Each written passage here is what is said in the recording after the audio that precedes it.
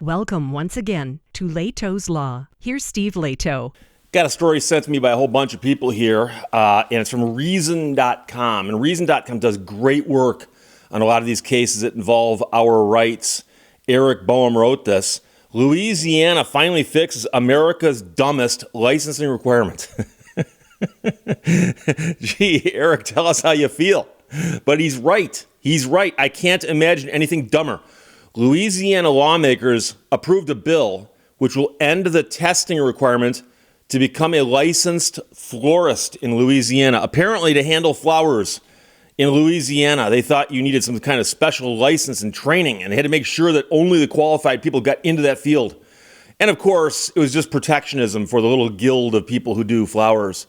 So going forward, only a fee will be required, which in my mind is too much also, but hey, progress is progress. America's most insane occupational licensing law is about to get a whole lot better. So don't get me wrong.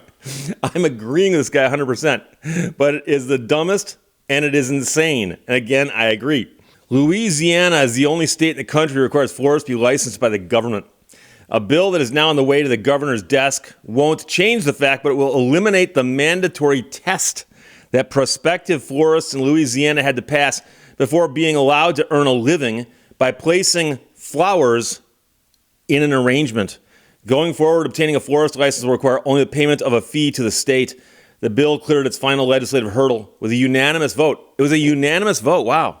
You'd think that some lobbyists could have gotten in there and gotten a few votes, but so the governor apparently supports this and is expected to sign it. Requiring any sort of government permission slip before someone can work as a florist is obviously ridiculous. And Louisiana's florist testing regime was a uniquely perverse and protectionist scheme. This week's passage of the bill is the culmination of a 2-decade battle. They've been trying to get rid of this for 20 years. The effort began in the early 2000s when the Institute for Justice filed a lawsuit challenging the florist licensing law. One of the plaintiffs in that case was a woman who'd been fired from her job at a grocery store when state inspectors discovered she had been arranging flowers without a license. Drop the flowers and come out with your hands up. Unfortunately, she died. She was unemployed and in poverty before the case was heard. Several subsequent lawsuits and legislative efforts have failed to kill the florist licensing law, although Louisiana lawmakers did adopt changes back in 2012 that put an end to the practical portion of the licensing exam. So, before that, if you wanted to be a florist, you'd be tested not only on your knowledge of the profession, but on your subjective skills at arranging flowers. So they'd say, okay, arrange that. And they look at it and go, sorry, you haven't got it.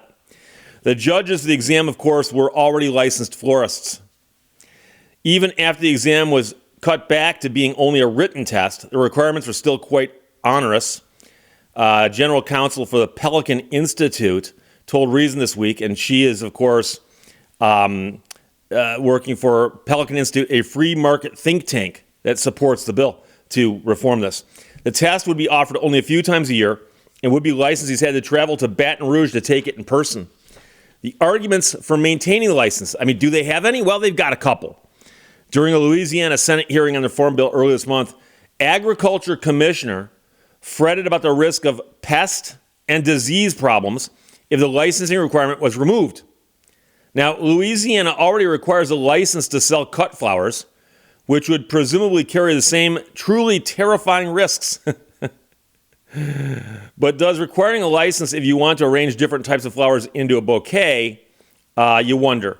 So if Louisiana is protecting the public from the danger of unlicensed floristry, why isn't there mass chaos in the other 49 states where florists can work without first passing a government-issued test? Meanwhile, they say this will lead to greater sales of flowers. It will help people get jobs. It will expand opportunities for people to sell flowers, and it will get rid of needless regulation. So Eric Boehm asks rhetorically, once this is gone, what will be America's worst licensing law then? And you got to understand, some fields need to be regulated. You don't want just anybody opening up a stand in their garage going, I do dentistry. Come on in. I charge less than a real dentist, but I don't have a license. Didn't waste my money on that school thing. But I bought some tools. I found a dentist chair on Facebook Marketplace. It was still for sale. Yeah, I do that. No, of course, there's some fields that have got to be licensed just because there's inherent danger or something about them. And there's other fields that need to be licensed because you don't want people getting ripped off. They need people watching over them. Okay, but when it comes to, I don't know, arranging flowers, that's got to be one of the least dangerous things out there. I mean, seriously. And the idea that, we're doing this about pests and insects and stuff. And as he points out, well, the people who sell cut flowers are already regulated on some level. Make it their problem, if there really is a problem. But of course, and I've mentioned this before, there's 50 states in America, give or take. I have to say that because people go, well, Steve, Pennsylvania is a commonwealth, it's not a state. And yet, count the stars on the flag. But anyway, I digress. Each state is allowed to pass its own laws for the most part until they start running afoul of things like constitutional rights and the Bill of Rights and so on. However, they have the right to regulate things in their state. And some states have got more emphasis on something else than another state. So Florida has a bunch of laws that have to do with people who are older, because a lot of people go to Florida to retire. And a place like Alaska might have different laws because they've got so much land out there and so many people who hunt. And it's probably a greater proportion of those people than there are in another state, like, I don't know, someplace else. I was going to pick one. No matter which one I pick, people would argue with me. And so states often do have different laws on things. You go, oh, this state's got really picky laws and that state does not. And, I'm very familiar with this because all 50 states have got lemon laws, but they're slightly different from state to state. And used car sales from state to state are so different. In Michigan, you're allowed to sell a used car as is. Car doesn't have to be even able to run, doesn't have to be safe, doesn't have to be inspected. And I have people calling from other states and they go, Steve, well, I bought a car from a guy in Michigan and he didn't safety inspect it. Why would he? Well, in my state, they require that. Yeah, in my state, they don't. So different states have different requirements.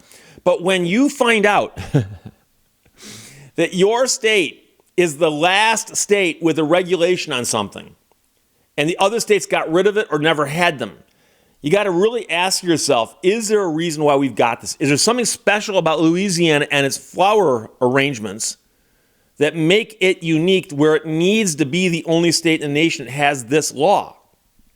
And I'm willing to bet you, if you took a poll and asked every single person in Louisiana, what do you think of this law? The only people who'd be in favor of it would be other florists. And that's why it's protectionist. They're protecting their little game. And so, I occasionally shop. I don't have elves bring my food just yet. So when I'm shopping and I'm walking through the store, I often see there's a counter over here. They sell those Mylar balloons and bouquets of flowers. Now, I don't often shop there because I don't buy that stuff very often, but it's there. And I see people buying that stuff. And so are you telling me that to simply take the flowers and put them together and bundle them, I need a license for that? Maybe they should license the people who sell Mylar balloons, because those are actually dangerous. People let those things go and they wind up all kinds of places and cause all kinds of problems. I'm not trying to give anybody ideas here. But this is a huge step forward, but this is also an indication of the types of fights that people still have to do to get these dumb or insane laws off the books. So again, Eric Boehm wrote that. It's a great article. And the Institute for Justice was involved in this on some level. I'm just not sure what became of their lawsuit, but it got fixed through legislation. I've mentioned before, a lot of these crazy situations can be fixed one of two ways. Legislation can fix it, usually, or the courts can fix it if it's a law being applied wrong or a law infringing on somebody's rights. And the question is, if you're going to regulate the florist industry, and there are people out there who like to be florists, you are messing with somebody's livelihood. And the question is, why are you doing that?